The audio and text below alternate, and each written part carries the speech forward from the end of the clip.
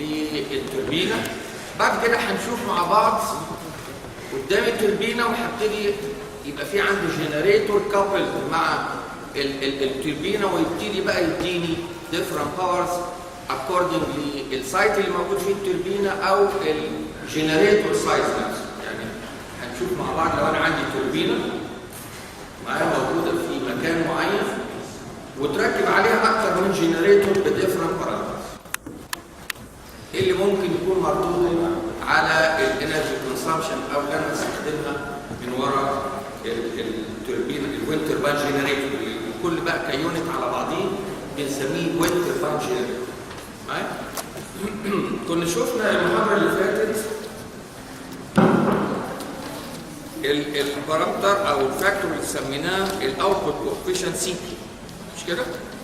قلنا ده بيناظر تقريبا الافشنسي في اي ديفايس، هو عباره عن الاوتبوت على الانبوت، وشفنا ايه الشرط اللي عنده ممكن نحصل على ماكسيمم افشنسي او ماكسيمم اوتبوت. لو تذكروا كنا جبناه بدلاله البارامتر A اللي هو الفرق ما بين السبيدز، وقلنا الماكسيمم افشنسي تحصل لما يكون السرعه بتاعت البليدز تقريبا بتنزل لثلثين السرعه بتاعت الويند نفسه. الكاركترستكس دي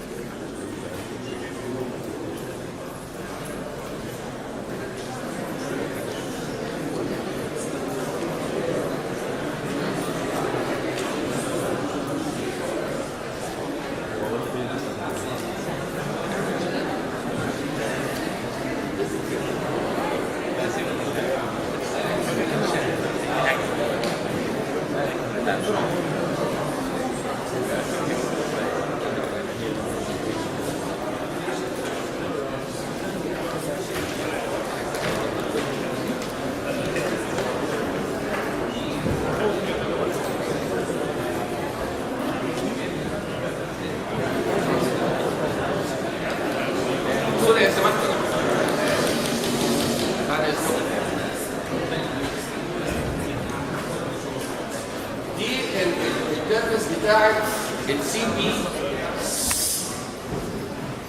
اجينست اللمضه اللي هي سميناها التيب سبيد ريشيو. لو نرجع للمحاضره اللي فاتت هتجد ان التيب سبيد ريشيو هي الريشيو ما بين الماكسيمم بريفرال سبيد في نهايه التيب بتاعت التوربينه ريلاتيف للويند. او ترجع صفحتين ثلاثه كده المحاضره اللي فاتت، لو بصيتوا كمان مجموعة السلايدز اللي انا نزلتها لكم.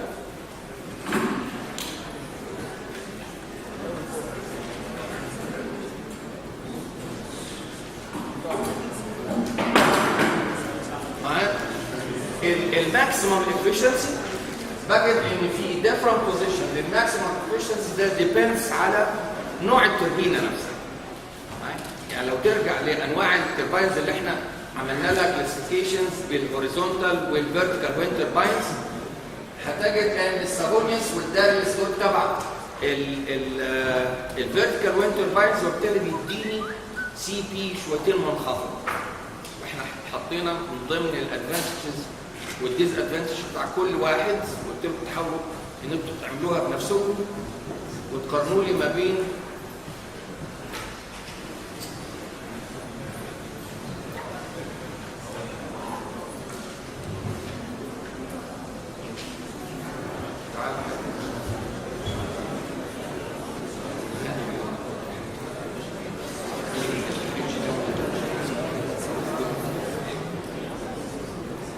هتنقل بعد كده لعلاقه مهمه جدا اللي هي الاير دنسيتي. اتفقنا على ان الباور افيلابل في السبيس، طلعنا بالايكويشنز بتاعتها انها نص رو ايه اللي هو سميناه ايه؟ السويبت اريا، الاريا اللي بتعملها لي البليدز في الفيكيو، وبالتالي يبقى الرو داخل معايا هنا فاكتور مهم. الرو بتاعت الاير اتفقنا في النورمال كونديشنز اللي هو عندي 1 اتموسفير وعندي يمكن 25 درجة.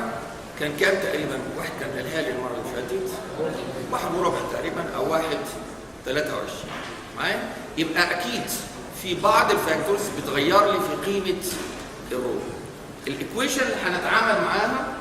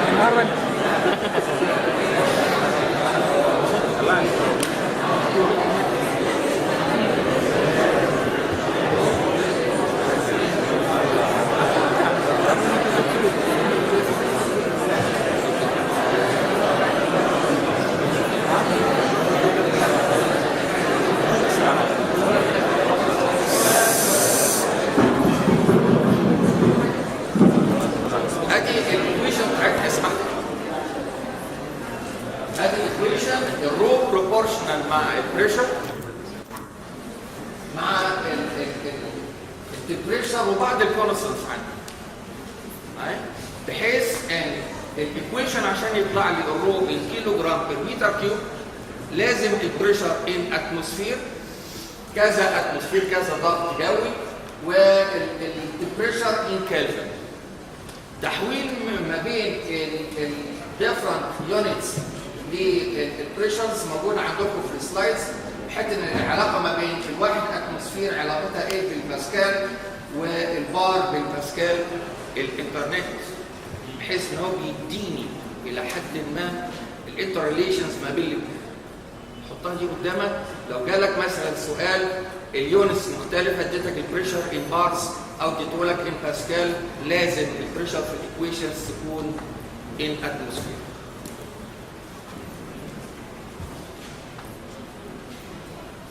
ده اكزامبل لما يكون عندي different conditions ونشوف الكورسبوندينج رو.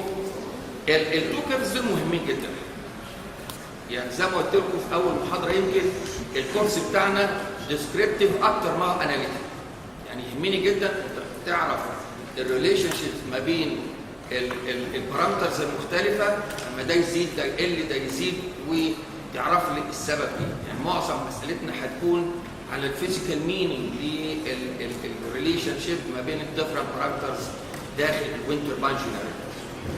فانا عندي علاقه هنا مهمه جدا، الرو اجينست الارتفاع بتاع التاور والرو اجينست التمبريتشر.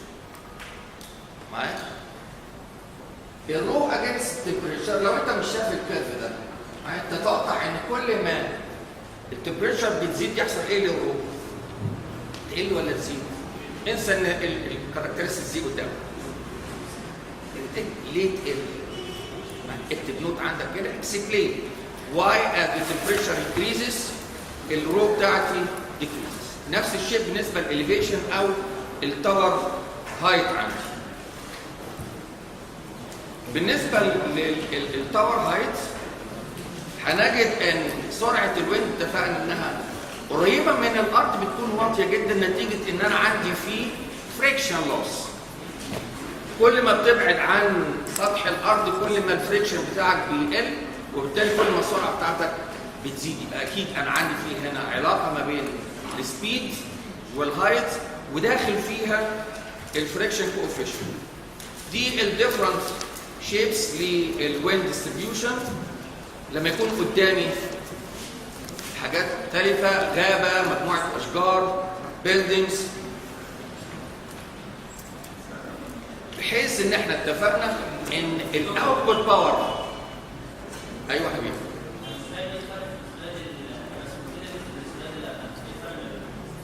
زي عندي زي دي. لا الاولى مفيش قدامك اي عوائق. الرسمه الثانيه اول ما يبقى فيه قدامك بيلدينجز او اشجار يبتدي يحصل فيه تيربلنت فلو للويندز، يبتدي الديستريبيوشن بتاعي مختلفا تماما عن الحاله الاولى اللي هي اليونيفورم ديستريبيوشن. معايا؟ يعني هنا مفيش اي حاجه قدام التوربينه، هنا ابتدى قدام التوربينه في بعض الاشجار زي بالظبط ما هتاخدوا في الجزء الخاص بالسولار تاثير الشادو على البي في بانلز. بيكون عندي البانل بتاعت البي في اللي هي الفوتوفولتيكس معرضه للشمس. طب ايه اللي يحصل لو في قدامها بعض البيلدينجز او اشجار؟ تاثير الظل عليها ايه؟ نفس الطريقه يعني. في الويند تاثير العوائق المختلفه قدام الويند قد ايه؟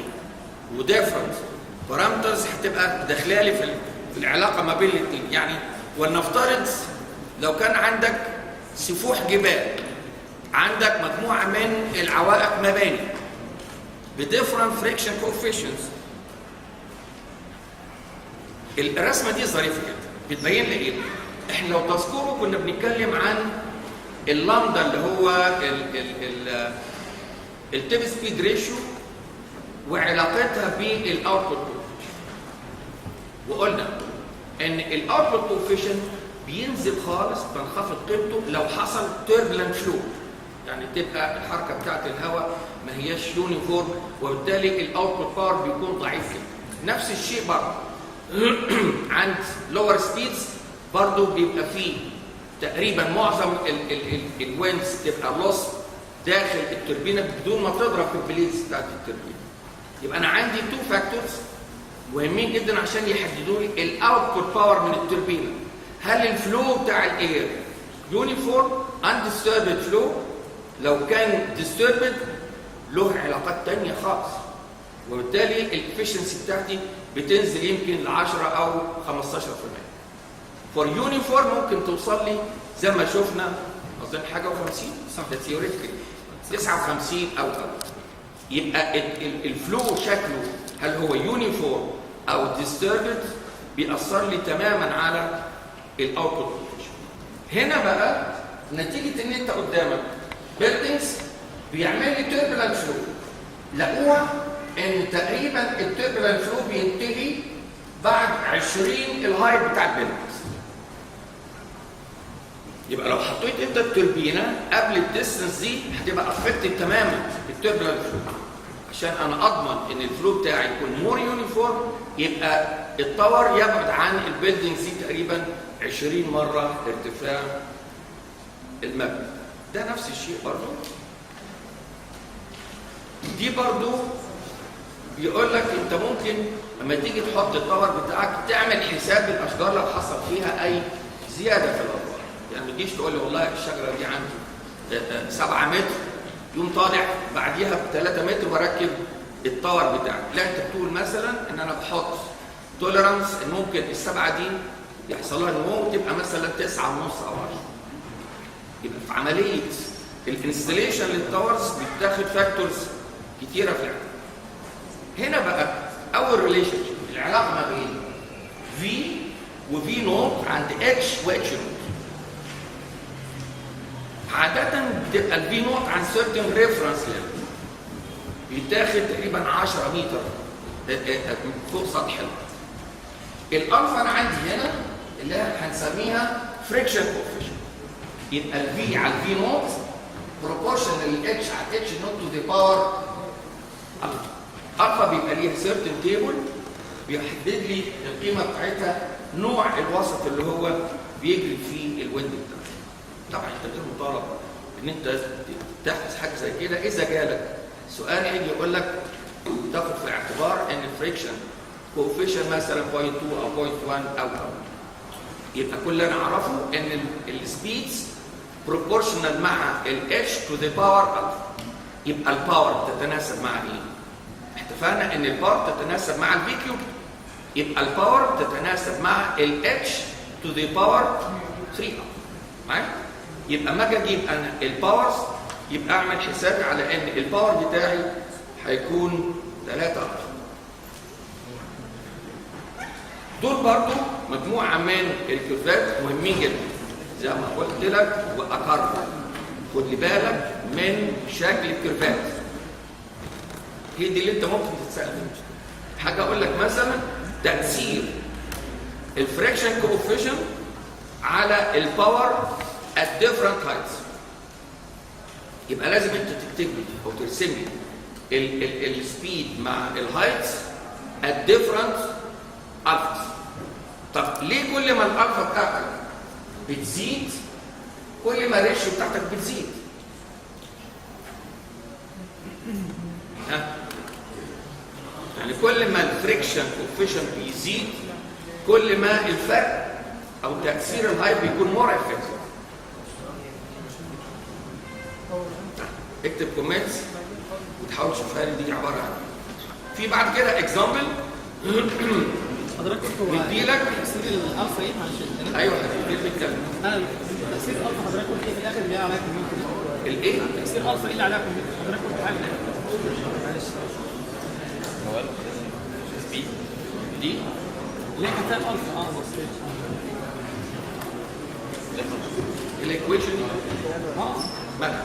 كنت حضرتك بحكي ابحث عن حاجة أو كملت حاجة. سمعت انا بقول لك مجموعه الكيرفات دي عايزك تعرف لي العلاقه ما بين السبيد والهايت ات ديفرنت فريكشن كوفيشن. وليه كل ما الفريكشن كوفيشن صح ولا انا مكتوب لنا ليه كل ما الفريكشن كوفيشن بيزيد كل ما الريشيو بتاعتي بتزيد؟ فيزيكالي بتعني لي ايه؟ معايا يا جماعه؟ يعني تيجي جاست هنت كده ان السبيدز ريشيو بتزيد مع زياده الفريكشن كوفيشن.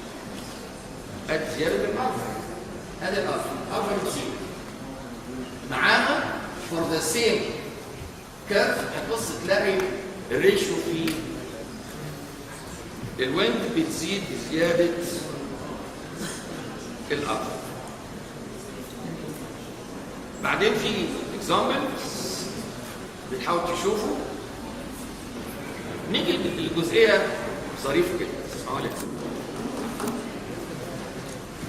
احنا اتفقنا على ان التاور بيبقى ادي التاور، بعدين هنا يجي ما يسمى الهب بيتركب فيه بليدز الريشه، وبعد كده بنشوف الريدس بتاع الريشه.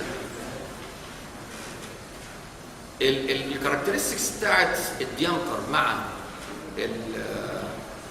الباور اوتبوت. اتفقنا كل ما الباور اوتبوت بتزيد كل ما الديامتر بتاعي يزيد. لدرجه لو ترجع للسلايد اللي هو عند 1 ميجا واتس كان الديامتر حوالي كام؟ كان 55. معايا؟ لك ان تتخيل يعني الراديوس بتاعك معايا 27. يبقى انا عندي هنا التوربينه لما البليت بيكون على ارتفاع سي مثلا انا عندي هنا الراديوس 15 والهب على بعد 50، يبقى اقصى ارتفاع ممكن يوصل له الريشه 65 واقل ارتفاع 35. طب شوف لي بقى السبيد هنا قد ايه والسبيد هنا قد ايه، الكورسبوندينج باور هنا قد ايه والكورسبوندينج باور هنا قد ايه. معايا يا جماعه؟ يبقى معنى كده اكيد التوربينه وهي بتلف تبقى اندر ديفرنت ستريسز. يبقى في هنا باور في الهايست بول تيب وانذر باور عند اللور تيب. يبقى اكيد ميكانيكالي should be designed بحيث انها تتحمل الفاريشن في الميكانيكال ستريسز. تخيل بقى دي لو الريديوس بتاعك 27 30 متر معايا، يبقى ممكن جدا تيجي تقول لي والله من ضمن الديز ادفانتجز بتاعت البيج سايز اوف ويند تورباينز ان بتبقى التوربينه should be mechanically specially designed. ده صمم بطريقه very special. بيجي يقول لك بقى في الحاله دي ايه؟ كل ما الباور بتاعتك بتزيد ممكن اجي اقول لك والله انا ممكن بدل ما اخلي الباور جاست بير يونت، يعني اخلي مجرد بس جاست وان توربين، لا ده انا هخلي على نفس الشافت اكتر من توربينه بديفرنت سايز، بسمولر سايز، بدل ما يبقى التوربينه ضخمه جدا وبالتالي تعمل لي مشكله في عمليه الانستليشن نفسها. هنشوف مع بعض ريشه نقلنا بتريلا. تخيل بقى دي لما يجوا يطلعوها ويعملوا لها عمليه انستليشن، فلو ان ممكن على نفس الشافت يركب اكتر من توربينه، وكل توربينه بتسبلاي سيرتن جنريتور، ومجموعه الجنريتورز دول كونكتد ان سيريز ولا ان بارل عشان ازود الباور.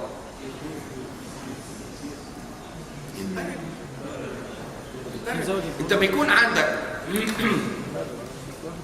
كارنت عايز تزود الفاليو بتاعته، انا ما اجي اقول لك حصل زياده 20% في اللودز يبقى تاخدها على طول 20% في الكارنت معايا، قل 30% يبقى الكارنت هو اللي قل، لان عاده اللودز بتبقى متوصله ات كونستانت فولتج، يبقى اي تشينج في اللودنج ليفل مقصود بيه الكارنت. ازود انا الباور يعني هزود السبلاي كارنت، وبالتالي يبقى انا عندي مجموعه الجنريتور should be connected in parallel يبقى زودت انا الكارنت فور ذا سيم فولتج. مش كده يا جماعه؟ يعني انت بيكون عندك مجموعه من الباتريز وعايز تزود الكارنت اللي رايح للود، بتوصل الباتريز ان سيريز ولا ان باراليل؟